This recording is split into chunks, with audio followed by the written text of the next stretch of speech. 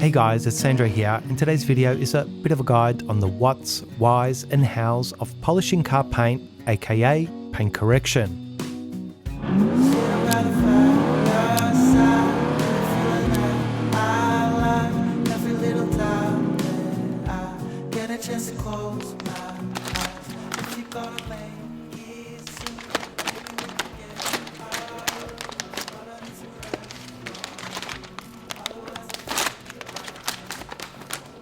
Before we even get to polishing a car, it's absolutely vital that the paint is as clean, bare and free of contamination as possible. If not, your results will be compromised with increased issues and obstacles. If you're unsure about how to safely, efficiently and effectively decontaminate your vehicle, it could be worth having a look at my recent guide to decontaminating car paint. Secondly, it's virtually impossible to cover everything you need to know about paint correction in a single video. That's why I have many polishing guides, vlogs and demonstrations on this channel, each offering some unique insights. So if you're new to this or perhaps have given paint correction a go with mixed results, I do encourage you to watch a few of my various polishing videos because as a collection of information, that's what really creates a fantastic overall guide. Thirdly, there are rules and there are exceptions to everything I'll cover here. But my advice is to focus on the fundamentals of good technique. The exceptions, nuances and new fads of paint correction can be a natural and helpful progression as you advance in this area. But if you don't really understand what you're doing or why and how to assess it, you end up introducing more and more variables that lead to more potential issues. In other words, if you try and run with it all before you can even walk, you'll just stumble and fall. So keep it simple to begin with and just focus on developing good core technique. All that other stuff will naturally come in time. Lastly, although paint can vary in types and hardness, it doesn't change the way we approach it, nor does the color or whether it's old, new, clear-coated or single stage. The unfortunate truth is that one person's technique and skill level can produce drastically different results to another, even when the same products and methods are used. So asking what should I use to polish this particular car or paint is the wrong question. The right questions are, how should I approach paint correction? What is good core technique? And how do I read and respond to my results? That's what you need to focus on in order to be successful. So focusing on what other people have used rather than the results right in front of you is a recipe for disappointment and failure.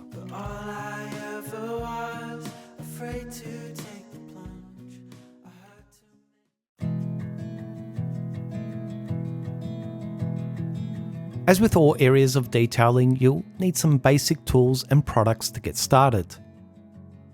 Now, as with most of my videos, I'll display and list the specific products I'm using, but I'll focus more on discussing these products as grades or categories, so you can then go off and find whatever's available to you. So as a basic setup, I recommend starting with 3 compounds, which will be a fine or light polish, a medium or one-step compound, and a heavy or coarse compound. Likewise, I also recommend having 3 grades of pads, which will be a lighter finishing to polishing pad, an intermediate or medium one-step pad, and a heavier coarse or cutting pad. It's also important to note that there is no uniform color standard when it comes to compounds or pads. Every brand is different. So you need to look at the listed grades of these products and not the colors. So again, fine, medium and coarse are the grades we're focusing on. Now I do often get asked if you can hand polish an entire car, and the answer is sure, it's possible, but it's not even close to being probable or realistic that you can achieve anything close to what a machine polisher can produce. Like it or not, that's just the reality. So you will need a polishing machine, and I do highly recommend a large 5 or 6 inch dual action polisher as a first or primary machine. But if you are interested in rotary polishing, I do have a rotary machine polishing guide as well. Want to just do a quick shot like that? Maybe. Apart from that, all you need is some microfiber cloths, a good handheld detailing inspection light, and an IPA panel wipe solution. Now don't worry, I'll talk more about these products as I demonstrate them in use, but if you want even more information on these specific machines, pads, compounds, I do have product reviews on most of them, as well as a series of my favorite and most used paint correction products. Now for this video, I will be polishing 2 panels, one on a car and one off a car, so whatever I don't cover on the first panel, I'll try to cover on the next. And yes, both are black, the reason being if I used a white or silver panel, most of you wouldn't even be able to see what I'm talking about on camera, as light colors are harder to capture on film, and yes, they're also both bonnets. The reason being, that's where I always start with my test sections on every car I polish, and it's the best panel to use when going through the fundamentals of paint correction. But I do have a great video on polishing a car door if you want to see how I adapt my techniques to curves, crevices, and more intricate panels and trims.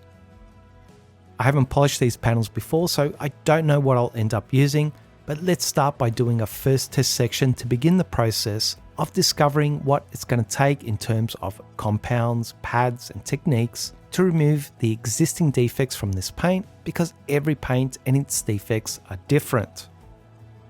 When we're polishing, we're removing micro levels of car paint. So the general rule of correction, if you are going to be responsible and respectful, should always be to remove as little paint or clear coat as possible in our pursuit to restore the car paint to a condition we're happy with.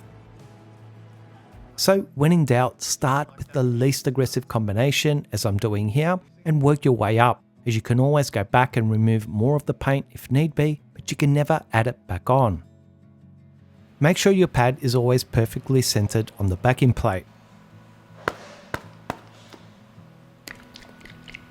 Now, because I'm using a very fine and gentle combination here, I'll only add 4 or so small drops of polish to a fresh pad, spread it into a working area about 6 times the size of my pad on a low machine speed to avoid splatter and provide even distribution, and then dial in a mid machine speed around 3 to 4 to begin polishing the paint.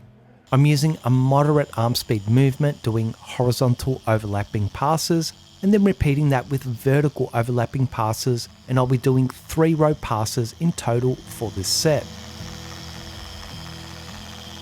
I'm using light to moderate pressure with this soft pad, and my total polishing time here will be about 60 seconds overall. So what I'm performing here is a very light and gentle polishing set, not only with my choice of polish and pad, but also with my technique. The reason I use masking tape is because it allows me to create a sharp and clear 50-50 before and after result that's easier to assess. I'll do a dry wipe to remove the spent compound, and then an IPA panel wipe, which is a lot more effective at removing polishing oils that can sometimes mask the true finish of the paint. It's then time to inspect the results with a good paint correction light source that's more tuned towards highlighting defects. So what I can see here is a significant improvement in the way of increased gloss, clarity, and the overall richness of the paint. Now what you'll find is that the vast majority of paint defects are fine clusters of swirl marks that do come off with a very gentle polishing set that's effectively removed so little paint it's pretty much immeasurable. So if you just wanted to bring back some shine to the paint, it's absolutely fine to stop here and just give the whole car what we tend to call a light enhancement polish like this. That'll be relatively quick, easy, and virtually 100% safe. However, there is still quite a few deeper swirls, scratches, and etchings remaining, and if you do want to remove more of them, it will require a more aggressive compound pad and technique combination. So let's try a second test section, stepping up to a medium compound and intermediate pad. I'll try and adjust my technique a little by using an extra drop of compound, a half machine speed increase, move to using light to now more moderate pressure, and I'll also be doing 4 row passes for this set or polishing for about 90 seconds in total.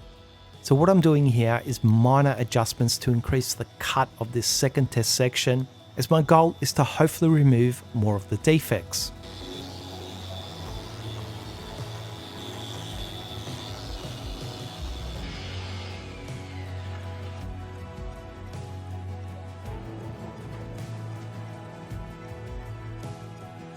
So I'd say whereas I removed about 40% of the defects in the prior section, I've removed closer to 60% here. Now, apart from defect removal, the other thing we need to assess is gloss, clarity, and saturation. These are the two things we're always assessing. Number one is cut or defect removal, and number two is gloss or finish quality. So I've already stated that I've gotten a good 20% increase in defect removal compared to the prior section, but this second section also has a little haze starting to creep in, and we can see this by the paint looking a touch milky or lighter in color. Now, it's not all that bad and actually quite acceptable, so overall this could be a fantastic one-step combination which finds a great balance of defect removal and improved gloss, as well as still being a very gentle and safe combination. But if I wanted an even better result, it would require an even more aggressive approach. So for a third test section, I stepped up to my coarse grade compound and my foam cutting pad, and adjusted my technique further by adding a little more compound, bumping up my machine speed to 5, using moderate to heavy pressure, a slower arm movement, doing 5-row passes in this set, or polishing for about 2 to 2.5 minutes in total. So once again, things like using slightly more aggressive pads and compounds, using a touch more product, pressure, machine speed, and more time do help increase cut. But the thing to be wary of is that you don't want to go too far, as using way too much product, pressure, or work time can sometimes have the opposite effect and start to decrease performance and degrade results.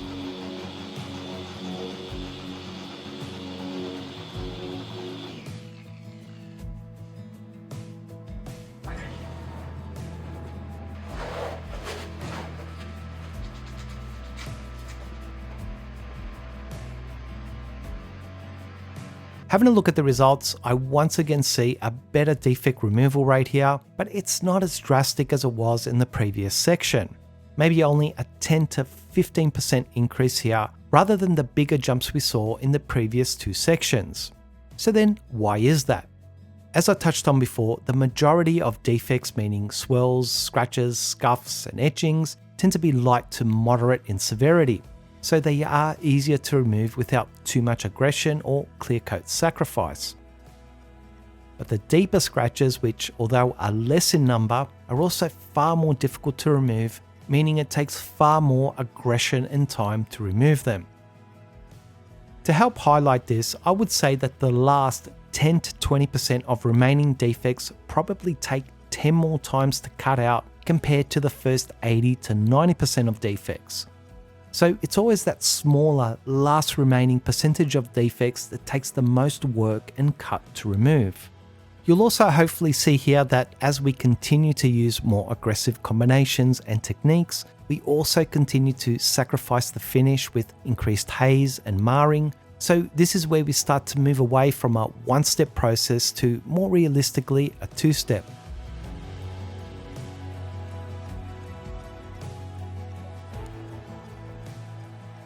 Now at this point, I'm close to exhausting the amount of cut or defect removal I can achieve with foam pads.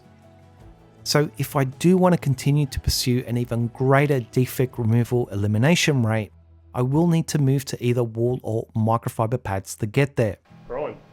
So let's give that a go.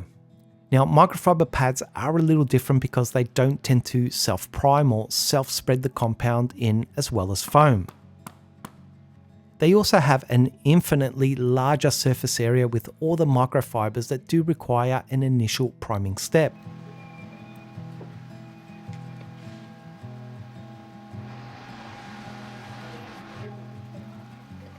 But once you've primed them up with the increased product, you'll then just use a few drops moving forward.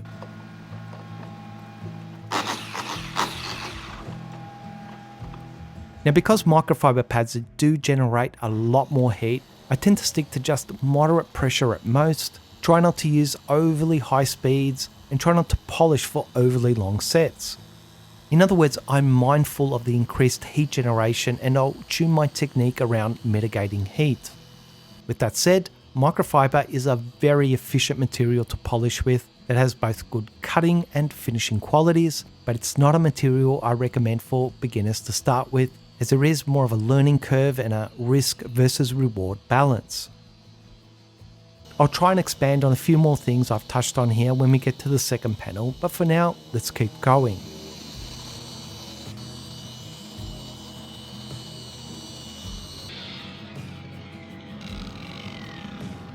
What I did here was polish the whole side of this panel with a microfiber pad, doing a few sections to complete the half, as I also want to show you how a two-step polishing process works.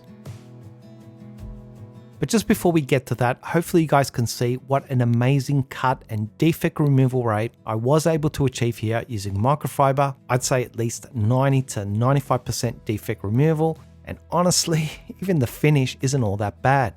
It definitely has some obvious haze, but for such a deep cut, it's actually very reasonable. So then what does this tell me about the paint? Well, it's certainly not all that soft, as a softer paint would have certainly produced far more haze and marring and wouldn't have required so much aggression to cut out the defects.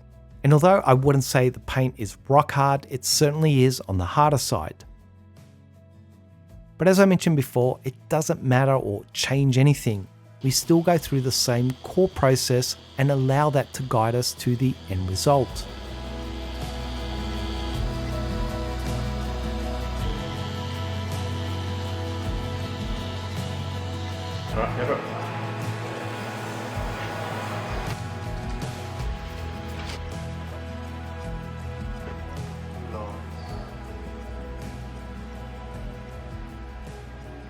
So let's finish up this panel by doing a second polishing set to hopefully remove the compounding haze that I created with the microfiber pad. So for this, I'm going back to my fine polish and using it with a finishing pad that's a little more tuned towards harder paint types. Now when we're doing a second polishing step, it's all about creating and restoring gloss, saturation and clarity, and not at all about defect removal any longer. So if you still have existing scratches or etchings, this second stage doesn't remove them. We need to remove them in the first stage. All this second step does is restore gloss by eliminating compounding, micro marring and haze. So this is where using a very gentle combination and technique works best, much like the first test section I did on this panel.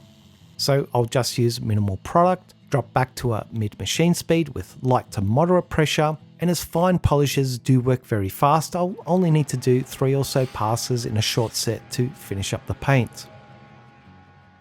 Hopefully you can see that the haze from the microfiber pad has been cleaned up, and the overall cut and finish in this section is just a massive improvement and restoration. So I really just wanted to walk you through the process of basic paint correction technique, combinations, doing test sections, evaluating results, and understanding how it all impacts what we achieve.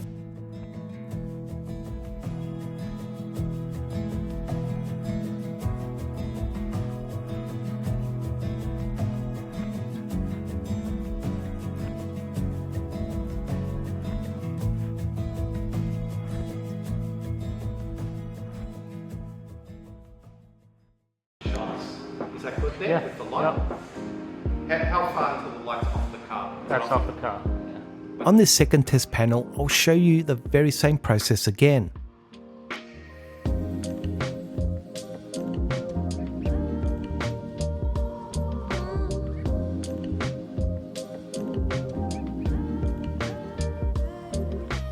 Now the difference here is that unlike the previous panel that had a harder European clear coat, this panel has a softer Japanese clear.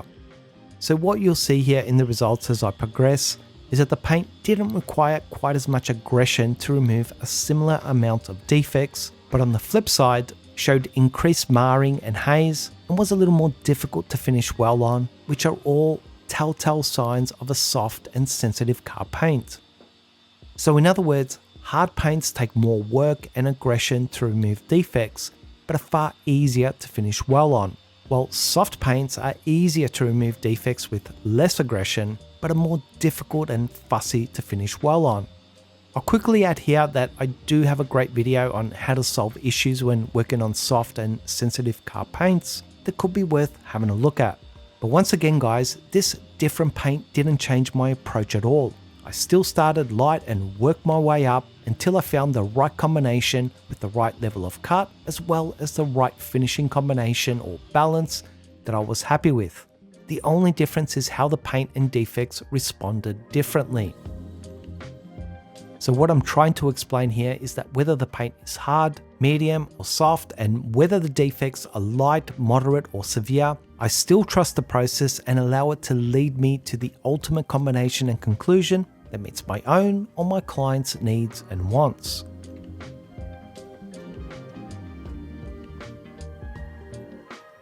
Now, rather than repeating myself here, as the combinations and techniques were the same as on the previous panel, I thought it might be more useful or helpful to go over some points and highlight the more important things to focus on during paint correction.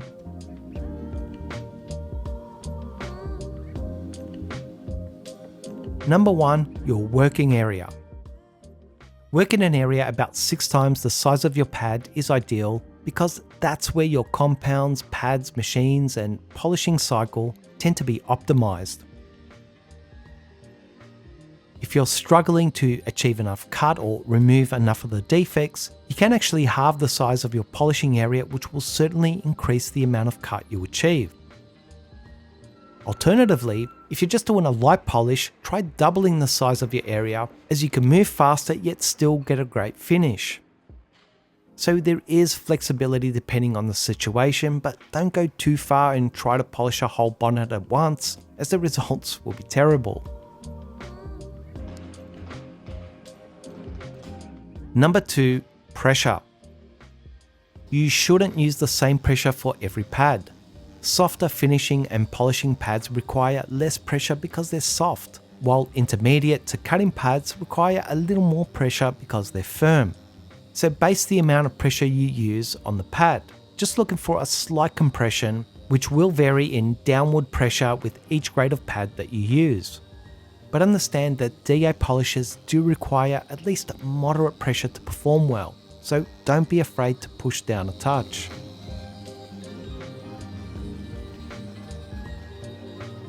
Number 3, the amount of compound you use. A fresh pad requires more product, but after that you should reduce the amount for each subsequent set. When doing a light polish with finer polishes and pads, you should use less product, as that will help achieve a better finish on the paint. While when doing a heavier cut, you should use more product, as that will help achieve more defect removal.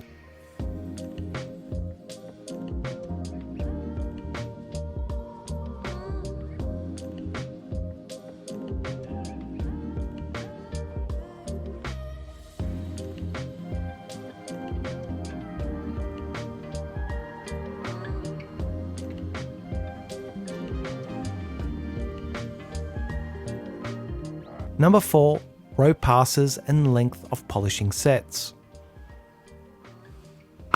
Fine to light polishes work quickly, so stick to 3 to 4 row passes of your machine and a total of 60 to 90 seconds in total, which is ample time for them to work.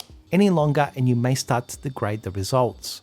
Medium to coarse compounds typically take longer to work and can continue cutting and refining the paint for longer. So doing more like 4 to 6 row passes and anywhere from 90 seconds to 2.5 minutes is a better time frame for those more aggressive compounds.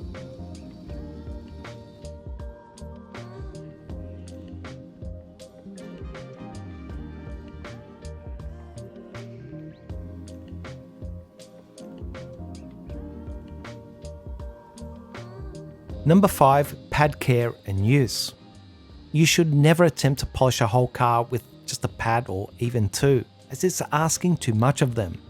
Try to work with at least 3 pads at a time and constantly rotate them after every few polishing sets. This allows them to cool as you swap and rest them and more evenly distribute the load. Also be sure to either brush or use compressed air to blow your pads out after each polishing set, or they will become clogged and rapidly ineffective.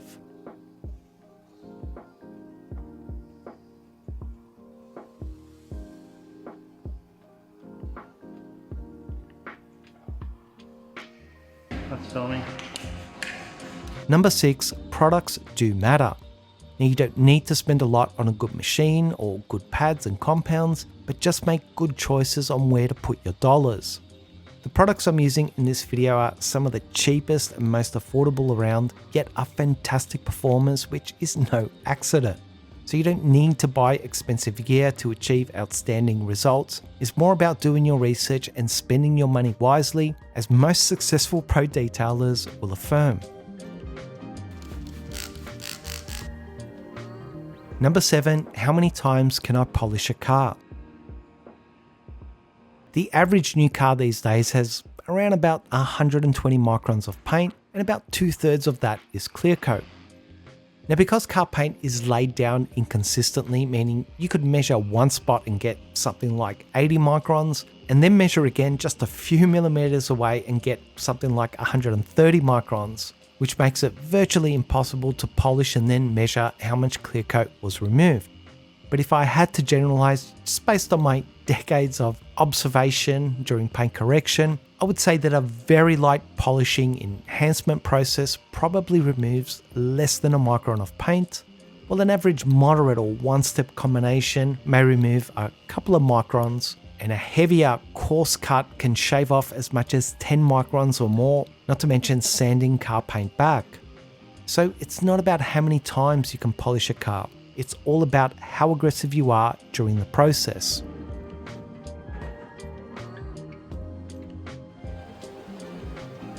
Number 8, you can't correct what you can't see. Good lighting is the most underrated area of paint correction. Your basic work, shop or garage lights just aren't great at highlighting paint defects or identifying micro-marring and haze. If nothing else, get yourself a good handheld detailing light that'll change the way you work, as it reveals defects you otherwise wouldn't see until you pull the car out into direct sunlight, in which case you'll see everything that you missed. And lastly, there's no such thing as a 100% defect removal outcome or a perfect paint correction job, nor is there a set standard. You get to decide if you just want to pursue a minor, moderate or comprehensive paint correction result, with the understanding that the further you go, the more paint you'll need to sacrifice. So just keep in mind that paint defects will always be recreated on paint, so sometimes it is better going light and preserving more of that original paint so that you can then continue to polish the car year after year and decade after decade. As I mentioned at the start, no one video can ever cover everything there is to know about paint correction, but I do hope this video was helpful and enjoyable to watch. Peace I leave with you, my peace I give to you. Not as the world gives, do I give to you. Do not let your heart be troubled, nor let it be fearful. I pray you all put your trust in Christ. May God bless each and every one of you. Stay strong, stay faithful, and I'll see you next time.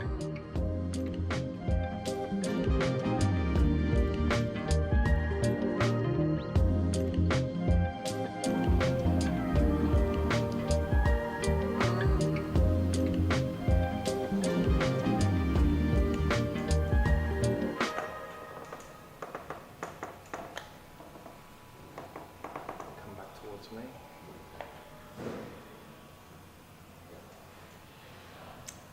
The other way.